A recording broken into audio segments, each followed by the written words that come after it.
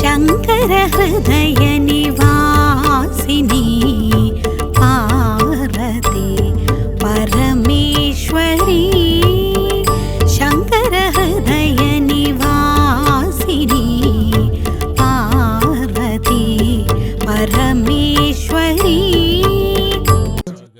జై జగన్మాత దేవి బగళాముఖి. ఓం హ్రీం బగళాముఖి వరదే సర్వసౌభాగ్యప్రదాయిని. సమస్త భక్తానాం సర్వాభీష్టం సాధయ సాధయ. హ్రీం ఓం స్వాహ. ఇప్పుడు మన వేదశాస్త్రంలో ఉన్నటువంటి చాలా విషయాలు జనాన్ని తికమక పెడుతున్నాయి. జ్యోతిష్యంలో ఉన్న విషయాలు, వాస్తుశాస్త్రంలో ఉన్న విషయాలు, రత్నశాస్త్రం అందులోని విషయాలు, ఇలాంటి చాలా విషయాలు జనానికి చాలామందికి ఏమని చెప్పచ్చు, కన్ఫ్యూజన్. వివరంగా చెప్పాలంటే అసలు సరైన మార్గం ఏది, సరైన వే ఏది అన్న సంగతి తెలియకుండా పోతుంది. ఈ విధంగా మనలో ఉన్నటువంటి ఆ యొక్క తికమక అంటే కన్ఫ్యూజన్ ఉన్నటువంటి అవస్థ, సరైన మార్గం ఏదో మనం తెలుసుకోలేని స్థితిలో ఉంటే అందుకు కారణం ఒకటి మనలోని అజ్ఞానం అంటే తెలివిలేనితనం, అంటే మనకు తెలివి లేకపోవడం. ఇక రెండవది మూఢనమ్మకాలు. మనలోని ఈ తెలివి తక్కువతనాన్ని, మూఢనమ్మకాన్ని ఇతరులు అవకాశంగా తీసుకుని యూజ్ చేసుకుంటున్నారు. అందులో ముఖ్యంగా చెప్పాలంటే ఇప్పుడు జ్యోతిష్యం, పూజ, వాస్తు, రత్నశాస్త్రం ఈ 4 శాస్త్రాల యందు కూడా ఉన్నటువంటి అనేక విషయాల వల్ల మనం మోసపోతూ ఉంటాం. వివరంగా చెప్పాలంటే వేదకాలాల నుంచి ఉన్నటువంటి ఈ జ్యోతిష్యం ఆ భగవంతుని ప్రసాదమే, ఆ ఈశ్వరుడు ప్రసాదించినదే. ఆయుర్వేదం, యోగాశాస్త్రం, మెడిటేషన్, జ్యోతిష్యం ఇవన్నీ కూడా అనాదిగా యుగయుగాలుగా ఉన్నవే. అనాది కాలంగా వాస్తుశాస్త్రం కూడా ఉండనే ఉంది. కాని ఈ కాలానికి అనుగుణంగా చెప్పేటువంటి రీతిలో వాస్తుశాస్త్రమునందు చాలా మూఢనమ్మకాలు ఏర్పడ్డాయి. అందుచేతనే ఇప్పుడు చాలామంది మన ఇంటికొచ్చి చూస్తూ ఉంటారు, దాన్ని ఎలా చేయాలి అంటూ. ఈ విధంగా ఉదాహరణకి మీ ఇంటిని వాస్తుశాస్త్ర విద్వాంసులకు గనక చూపిస్తే నలుగురు 4 విధాలుగా చెప్పటం జరుగుతుంది. అది అక్కడ ఉండకూడదు, ఇది ఇక్కడ ఉండకూడదు, అలా ఇలా అని చాలా విషయాలు మనకు చెప్తారు. కానీ చాలా ముఖ్యంగా వాస్తుశాస్త్రం అనేది ఎప్పటి నుంచో ఉంది. అందులో ఓ ఇంటిని మీరు కడుతున్నప్పుడు ముఖ్యంగా ఆగ్నేయం వైపు వంటగది కట్టాలి. ఆగ్నేయం వైపు వంటగది కట్టి తీరాలి.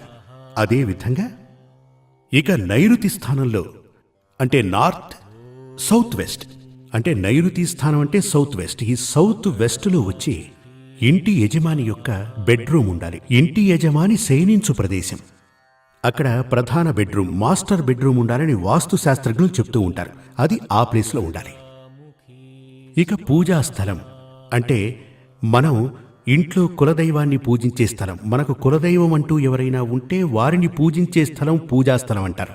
అది ఈశాన్యం నందు ఉండి తీరాలి. ఈశాన్యం అంటే నార్త్ ఈస్ట్, అక్కడ పూజగది ఉండాలి. మన ఇంటికి ఎవరైనా బంధువులు వస్తున్నారు అని తెలిస్తే, మన ఇంట్లో గెస్ట్ల కొరకు ఏదైనా రూమ్ ఉంది అంటే అది వాయువ్యంలో ఉండాలి. ఇటువంటి అనేక విషయాలు, ఇవన్నీ కూడా ప్రధానమైన విషయాలు, ఇంపార్టెంట్ విషయాలు. సెంట్రల్లో హాల్ ఉండాలి. ఇక బాల్కనీ విషయానికొచ్చి, బాల్కనీ ఎక్కడుండాలంటే తూర్పున ఉండొచ్చు, లేక ఉత్తరం ఉండొచ్చు. ఈశాన్యంలో ఉంటే చాలా విశేషం. ఇదే ప్రధానమైనటువంటి వాస్తు. ఇది లేకపోవటం చేత చాలా ఏమిటంటే, ఇలా గనక ఉంటే చాలామంది చెప్తుంటారు, ఆ గోడ కొట్టేయండి, ఈ గోడను పెంచండి, అదేవిధంగా అద్దాలు ఉంచుకోండి, ఈ పిక్చర్ని పెట్టుకోండి, ఈ దృశ్యాన్ని ఉంచండి. అవన్నీ కూడా మిమ్మల్ని మోసం చేయటానికే అని అర్థం చేసుకోండి. నేను మీకు అనుభవాన్ని వివరిస్తాను. అదేమిటంటే, ఒక 2 సంవత్సరాల క్రితం చాలా పెద్ద బిజినెస్ మ్యాన్ ఒక ఆయన నా దగ్గరికి వచ్చారు. ఆయన క్రిస్టియన్, చాలా పెద్ద బిజినెస్ మ్యాన్. నన్ను కలవటానికి ఆయన కేరళ నుంచి ఇక్కడికి రావటం జరిగింది. ఇక ఆయన జాతకం విషయానికి వస్తే ఆయన ఎవరో ఏంటో నాకు తెలీదు. జాతకం చూసినప్పుడు చెప్పాను, ఆయనకు 2వ స్థానంలో 2వ పాపాధిపతి శని అక్కడ నివసిస్తున్నాడు. అంటే 2వ పాపాధిపతి నీచ స్థితిలో ఉన్నాడు, శని కూడా ఉన్నాడు. అప్పుడు నేను చెప్పాను, మీకు టైం ఇప్పుడు సరిగ్గా లేదు అని. మీరు ఇప్పుడు చాలా అప్పుల పాలవుతారు, ఉంటున్నటువంటి ఇంటిని కూడా అమ్మే స్థితి దాపురిస్తుంది. అలా నేను చెప్పగానే ఆయన అన్నారు, అవును స్వామి, ఇప్పుడు నా పరిస్థితి అలాగే ఉంది, అప్పుల బాధ తట్టుకోలేకపోతున్నానని ఆయన తన కథ చెప్పడం ప్రారంభించారు. అప్పుడు ఆయన అన్నారు, నాకు శనిదశా కాలం ఆరంభం కావటానికి 2 సంవత్సరాలకు ముందు నేనొక పెద్ద వాస్తు శాస్త్రజ్ఞుణ్ణి కలిశాను. వారు చెప్పారు, వారికి కూడా జాతకం చూడటం తెలుసు. వారు జాతకం చూసి చెప్పారు, జాతకాన్ని క్షుణ్ణంగా పరిశీలించి వారు నాతో చెప్పారు, ఈ శనిదశా కాలంలో నీకు కష్ట నష్టాలు, ధన నష్టం ఉంటుంది అని. అందుచేత ఇప్పుడు నువ్వు ఉంటున్న ఇల్లు వాస్తు ప్రకారం లేదు కనుక మీరు మరో ఇంటికి వెళ్ళి వాస్తుకు అనుగుణంగా ఆ ఇంటిని మార్చుకోండి అన్నారు. ఆయన అంటే ఆ వాస్తు శాస్త్రజ్ఞుడొచ్చి ఈయన ఇంటిని చూసినప్పుడు అది సరిగ్గా లేదు అనుకుని ఇతను అంటే ఆ టైంలో అంటే నన్ను కరవటానికి 7 సంవత్సరాల మునుపు ఓ కొత్త ఇంటిని కట్టుకున్నారు. అది కూడా చాలా పెద్ద ఇల్లు, చాలా పెద్ద బంగళా కట్టారు. ఆయన గురించి చెప్పాలంటే 500-600 మంది పనిచేసేటువంటి ఫ్యాక్టరీలో ఉన్న వ్యక్తి అతను. ఇలా మంచి బిల్డింగ్ని నిర్మించి ఈయన అక్కడ ఆ ఇంటికి మారటం జరిగింది. దాన్ని ఏమంటారు అంటే గృహప్రవేశం చేశారు. కుటుంబంతో ఆయన జీవితాన్ని ప్రారంభించారు. ఈ జ్యోతిష్ శాస్త్రం అంటే తన వాస్తు శాస్త్రం చూసిన వ్యక్తి పూజా కార్యక్రమాలకి ఆయన దక్షిణకు దాదాపుగా 25 లక్షల దాకా ఖర్చు పెట్టారు. అంత గొప్ప వ్యక్తి అన్నమాట అతను. ఇప్పుడేమిటంటే ఆయన సరిగ్గా బ్రతకలేనటువంటి స్థితి, అప్పులు, ఊళ్ళో తలెత్తుకోలేని స్థితి, ఫ్యాక్టరీలు మూసేశారు. అలా అని నాతో చెప్పారు. ఇందులో చూడండి, ఇక్కడ ముఖ్యంగా మనం తెలుసుకోవలసిన విషయం ఏమిటంటే వాస్తు శాస్త్రానుసారం ఆయన 100% ఇంటిని కట్టడం జరిగింది. ఆ ఇంట్లో జీవనం కొనసాగిస్తున్నారు. అయినప్పటికీ తన జాతకంలోని సమస్య అతన్ని విడిచిపెట్టలేదు. ఇప్పుడు మీకు శనిదశాకాలం. ఈ శనిదశాకాలంలో అనేక కష్ట నష్టాలు ఎదురవుతాయి అన్నప్పుడు మీరు ఇంటిని మార్చినంత మాత్రాన మీ శనిదశాకాలం పోతుందా? మారదు కదా. మీరు పేరు మార్చుకున్నా అది మారుతుందా? లేదు కదా. వేలుకు మీరు రత్నాన్ని తొడుక్కున్నా, జెమ్స్ ధరించినా మారుతుందా? మారదుగా. అంటే వీటికి కూడా పరిహారాలంటూ ఉన్నాయి. కానీ దానికి సరిపడా పరిహారాలు గనక చేసుకుంటే ఫలం లభించి తీరుతుంది. ఇప్పుడు ఒక వ్యక్తి జాతకంలో 100% దోషం గనక ఉంటే ధన నష్టం ఉంటుంది, అవమానం ఉంటుంది, జైలుకు వెళ్లే పరిస్థితి ఉంటే, అలా గనక ఉన్నట్లయితే వాటి కొరకు జాతకంలో ఉన్నటువంటి దోషాలకు పరిహారాలు చేసుకోకుండా మీరు వాస్తుశాస్త్ర ప్రకారం మరో ఇంటికి వెళ్ళినప్పటికీ తప్పకుండా జాతకంలో ఉన్నటువంటి దోషం ఏమాత్రం మారదు. అందుచేత ఎప్పుడూ కూడా వాస్తు శాస్త్రం అనేది 100% ఉంది. కానీ వాస్తుశాస్త్రం ప్రకారం ఓ ఇంటిని కట్టుకున్నప్పటికీ మీ తలరాత మార్చుకోవచ్చు అని ఎవరైనా మీతో చెప్తే అది మిమ్మల్ని మోసం చేయటానికే. అది సాధ్యం కానే కాదు. ఒకరికి రాజయోగం ఉంటుంది. ఆ రాజయోగం 100% ఫలించకుండా ఆపటానికి ఈ వాస్తుశాస్త్రం దోహదపడుతుంది. అంటే అధిక ఖర్చులు వచ్చి పడతాయి. ఆదాయంలో రాజయోగం అంటే ధనం ఉండటమే కదా. ధనమే లేకపోతే రాజయోగం ఏంటి? అంటే ఆదాయం వచ్చే మార్గం ఏదైతే ఉందో అది కుంటుపడి ఖర్చులు అధికమై వాస్తు శాస్త్ర ప్రకారం అటువంటి ఇంట్లో గనక ఉంటే ఖర్చులు అధికంగా అవుతాయి. జీవితం అలా గడిచిపోతుంది. కానీ దరిద్రయోగం ఉన్నటువంటి ఒక వ్యక్తి 100% వాస్తు శాస్త్ర ప్రకారం కట్టినటువంటి ఇంటికి మారినప్పటికీ అతనికి ఎలాంటి రాజయోగాలు పట్టవు. విషయం ఏంటంటే మన యొక్క జాతకం అనేది మన డెస్టినీ, మన తలరాత. అది 100% వాస్తు ప్రకారం కట్టిన ఇంటిలో ఉన్నప్పటికీ ఆ దోషం జాతకంలో ఉంటే అది మనల్ని బాధిస్తుంది. దానికి ఉదాహరణగా మీకు నేను చెప్పినదే ఆ యొక్క అంటే ఆ వ్యాపారస్తుని కథే కాదు, ఇదంతా కూడా నా అనుభవమే. అదే మీకు చెప్తున్నా. ఇప్పుడు ఇంట్లో వాస్తు దోషం గనక ఉంటే ఆ వాస్తు దోషాన్ని ఎలా తొలగించవచ్చు? ఫ్లాట్స్లో, ఇప్పుడు సిటీలో ఉన్నవాడందరూ కూడా ఫ్లాట్స్లో ఉంటున్నారు కదా. ఆ ఫ్లాట్స్ కడుతున్నటువంటి వ్యక్తులందరూ యాజ్ పర్ వాస్తు అని రాసుంటారు, కానీ ఆ ఫ్లాట్స్కి ఎక్కడ కూడా వాస్తు ఉండదు. సిటీలో నివసించే ప్రతి ఒక్కరికి ఇలాంటివి ఎదురవుతాయి. 100% వాస్తున్న ఇళ్ళు అస్సలు దొరకవు. కానీ అందులో వంటగది మాత్రం ఆగ్నేయంలో ఉంటేనే బెస్ట్, లేకపోతే వాయువ్యంలో ఉండొచ్చు. అంటే ఆగ్నేయంలోనే గనక వంటగది ఉంటే నిప్పుని మాత్రం మనం తూర్పు ముఖంగా నిలబడి నిప్పుని మనం వెలిగించాల్సి ఉంటుంది. అదే వాయువ్యం గనక అయితే మనం ఉత్తరం వైపు నిలబడే నిప్పుని వెలిగించాల్సి ఉంటుంది. ఇదే వాస్తు ప్రకారం మనం చూడాల్సిన విషయం. ఈ మధ్యకాలంలో పూజ గది ఈశాన్యంలో ఉండాలి, ఇలాంటివన్నీ ఈ ఫ్లాట్స్ కల్చర్లో ఉండడం చాలా కష్టం. లేక single bedroom flats, double bedroom, triple bedroom, లేక ఒక హాలు ఉన్నప్పుడు దేవునికి పూజ గది అంటే ఈశ్వరునికి పూజ గది చాలా రేర్గా కనబడుతుంది. పూజ గది గనక ఉంటే ఆ పూజ గది ఈశాన్యంలో ఉంటే చాలా విశేషం. ఉదాహరణకి ఈశాన్యంలో మీకు ప్రత్యేకంగా పూజ గది లేకుండా ఎటువంటి గదేదైనా ఇచ్చాడనుకోండి, అక్కడ మీ పిల్లలు చదువుకునే స్థలాన్ని ఏర్పాటు చేయొచ్చు. సిట్అవుట్ కోసం వాడచ్చు, డ్రాయింగ్ రూమ్గా వాడచ్చు. ఇలాంటివన్నీ మంచివే. శయన గదిగా మాత్రం వాడకూడదు. శయన గది అంటే ముఖ్యంగా భార్యాభర్త పడుకునే స్థలం. వాళ్ళు పడుకునే స్థలంగా మాత్రం ఉండకూడదు. ఇంటి యజమాని పడుకునే స్థలం అది కాకూడదు, ఎందుకంటే అది దైవస్థానం.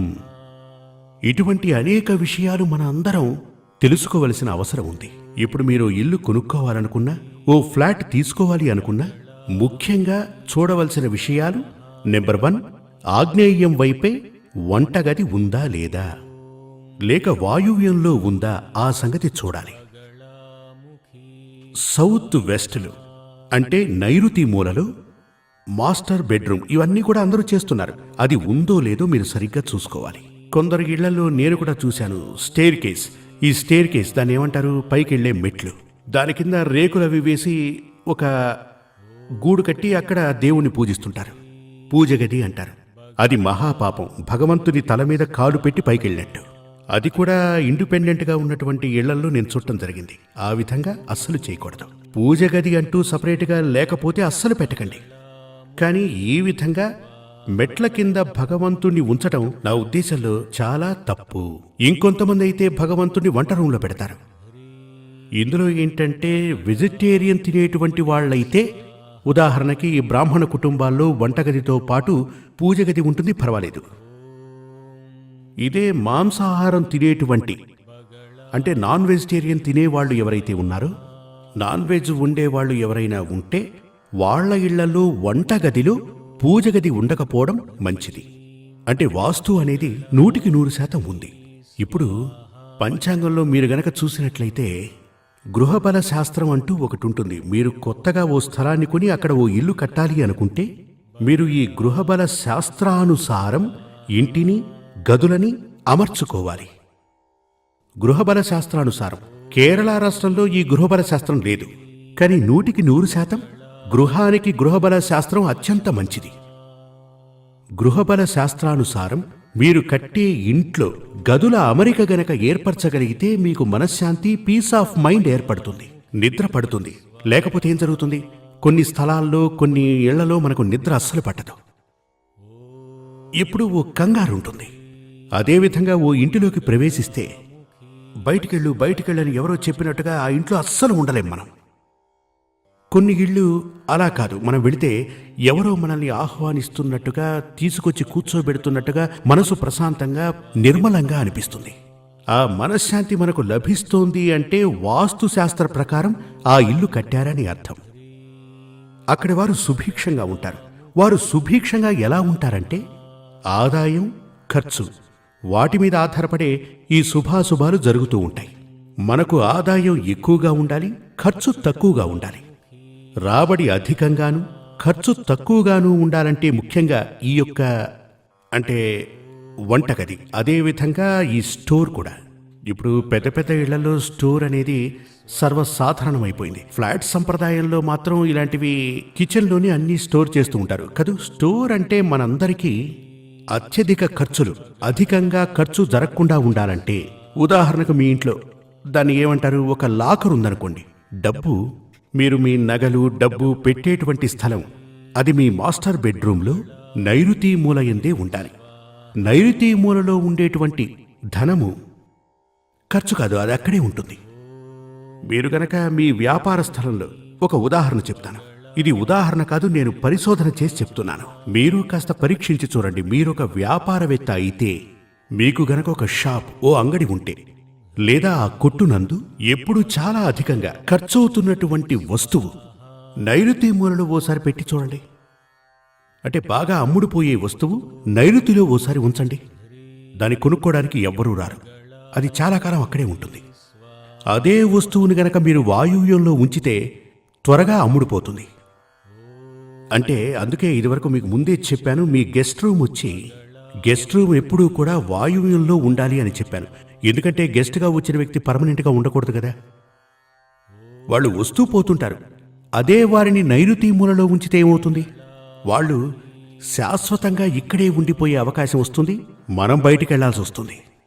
అందుచేత ఎప్పుడూ కూడా గెస్ట్ రూమ్ కట్టించాలి అంటే అది వాయువ్యంలో కట్టించాలి.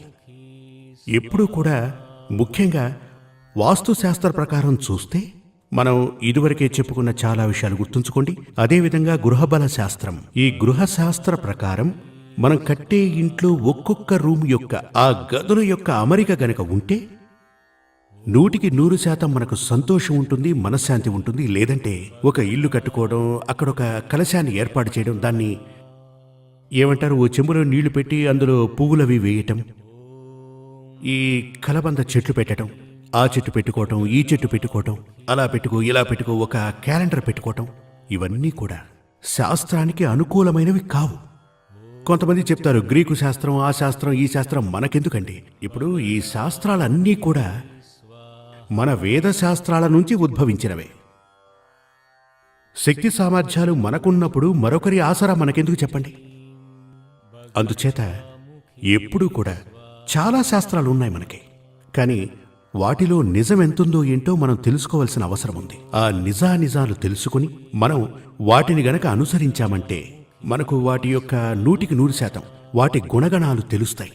వాటి యొక్క ఏమంటారు మంచి చెడులు కూడా మనకు తెలుస్తాయి.